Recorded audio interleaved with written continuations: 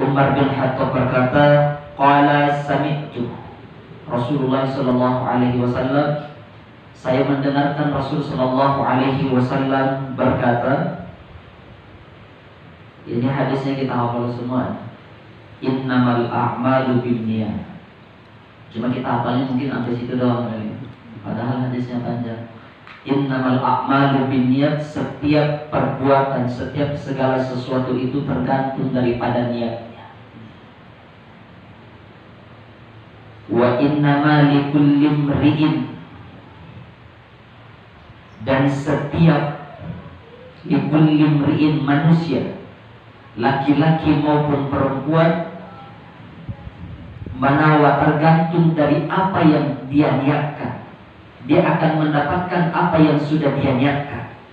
Faman kana hijratuhu ilallahi wa rasulihi, siapa yang niat hijrah untuk Allah dan Rasulnya, yang ikut kepada Rasul sallallahu alaihi wasallam hijrah dan diniatkan hijrahnya itu untuk Allah dan Rasulnya, fa hijratuhu ilallahi wa rasulih, maka dia akan mendapatkan pahala hijrah untuk Allah dan Rasulnya.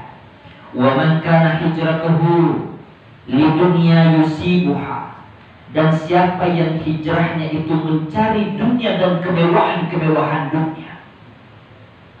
Karena ternyata di antara sahabat ketika mau hijrah, dia tahu di kota Madinah ini para dermawan semua.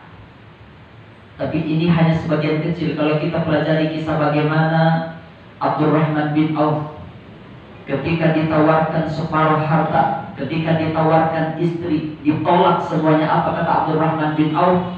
Saya hanya ingin engkau tunjukkan di mana letak pasar biar aku berdagang. Dan disitulah Abdurrahman bin Auf berdagang sampai dia menjadi orang yang kaya raya.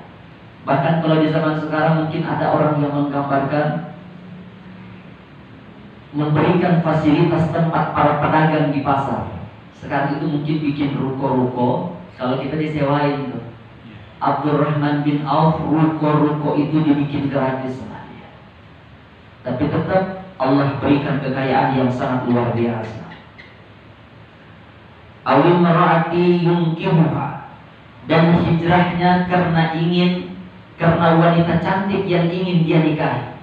Jadi ketika hijrah Rasul sallallahu alaihi wasallam itu di Madinah, ada seorang wanita cantik yang bernama Ummu Qais. Ini belum ada orang yang ngasih namanya Ummu Qais. Biasanya kalau orang-orang ngasih nama-nama sahabat, Ummu Qais. Ummu Qais ini menjadi buah bibir di kalangan para laki-laki karena keahlian, multi talent, kemudian kecantikannya, dari keturunan yang baik, kemudian dia juga memiliki harta, semua lengkap ini wanita. Ummu Qais ini menjadi buah bibir, dan Rasul tahu kalau sahabat-sahabatnya banyak yang pengen hijrah ke kota Madinah karena tujuannya untuk wanita ini, Ummu Qais. Walaupun niatnya baik, pengen dinikahin, tapi ini menjadi asbabul wurud. Jadi kalau kita belajar Al-Quran, kita akan kenal asbabun nuzul, sebab-sebab turunnya Al-Quran. Kalau kita belajar hadis, kita akan mengenal asbabul wurud, sebab-sebab keluarnya hadis. Nah, keluarnya hadis ini ketika para sahabat membincangkan Ummu Qais dan Rasul tahu itu, kemudian apa kata Rasulullah? Siapa yang hijrahnya, yang hijrah ke kota Madinah, awil mar'ati yunkihuha, karena wanita cantik yang akan dia nikahi, maka itulah yang akan diperoleh olehnya. Fa hijratuhu ila man hajara ilaihi, orang yang hijrah tergantung apa yang sudah dia niatkan. Dan hadis ini muttafaq alaih. Hadis muttafaq alaih itu adalah hadis yang disepakati oleh Bukhari dan Muslim. Wa'an Ummul Mukminin Ummi Abdullah Aisyah radhiyallahu anhu qala, Aisyah ini gak punya anak tapi gelarnya Ummul Mukminin. Qala Rasulullah sallallahu alaihi wasallam, ini dari Aisyah bahwa Rasul pernah bercerita kepada Aisyah. Apa kata Rasulullah? Yu'zul jaisyul Ka'bah, ada sekelompok orang, ada pasukan yang ingin menghancurkan Ka'bah. Fa'idha kanu baita, dan setelah pasukan ini sampai di sebuah tanah lapang yang luas, baidai minal ard, pasukan ini dimasukkan oleh Allah, dibinasakan dengan dimasukkan ke dalam bumi. Yuksafu bi awwalihim wa akhirihim, semuanya dibinasakan dari awal sampai akhir. Qala qultu ya Rasulullah kaifa yuksafu?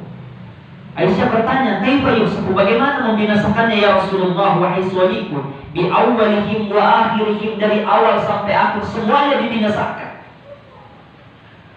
Wa fihim aswaquhum, padahal di antara mereka itu ada yang dagang, ada yang sedang jalan-jalan. Mereka itu bukan dari pasukan orang-orang yang mau menghancurkan Ka'bah. Hanya saja dia berada di tanah lapang itu, di tengah-tengah pasukan orang-orang yang mau menghancurkan Ka'bah, dan semuanya juga dibinasakan, padahal mereka tidak memiliki niat buruk sekalipun. Wa man laysa minhum, mereka itu bukan golongannya, mereka itu bukan teman-teman, bukan bagian dari orang-orang yang mau menghancurkan Ka'bah. Qala, kemudian berkata, yusafu bi awwalihim wa akhirihim, kata Rasulullah, semua dibinasakan oleh Allah Subhanahu wa taala dari awal sampai akhir, tidak ada satupun yang disisakan. Summa yub'atsu ala niyyatihim, tapi nanti saat dibangkitkan, mereka dibangkitkan sesuai dengan niat mereka masing-masing. Mereka yang akan menghancurkan Ka'bah akan dibangkitkan dengan golongan mereka. Tapi orang-orang yang saleh, orang-orang yang tidak ada niatan ke sana, terliwai bersama orang-orang saleh, tetap dibangkitkan, ada di barisan tentang orang-orang yang saleh. Jadi apa yang dilakukan itu tergantung dengan niatnya. Makanya ketika awal-awal munculnya wabah pandemi, itu yang kena wabah itu bukan hanya orang-orang yang maksiat, bukan hanya orang-orang ahlul ma'asi, banyak asrafi, banyak orang-orang saleh, banyak orang-orang alim juga terkena wabah ini. Ketika terkena kepada orang-orang yang saleh, maka itu akan mengangkat derajatnya di sisi Allah Subhanahu wa taala.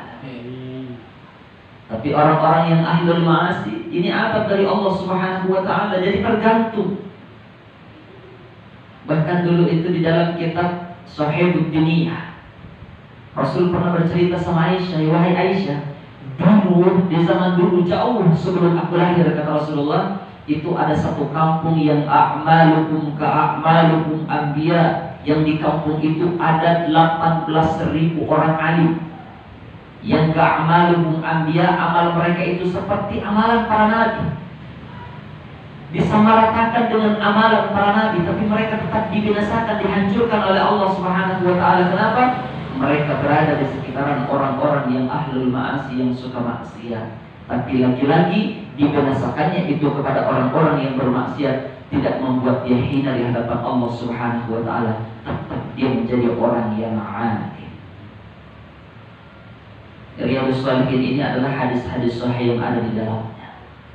Ini belajar hadis luar biasa. Itu ada sahabat Rasulullah yang bernama Jabir bin Abdullah. Jabir bin Abdullah ini ada satu hadis saja yang dia nggak pernah dengar tentang bagaimana nanti kehidupan di hari kiamat.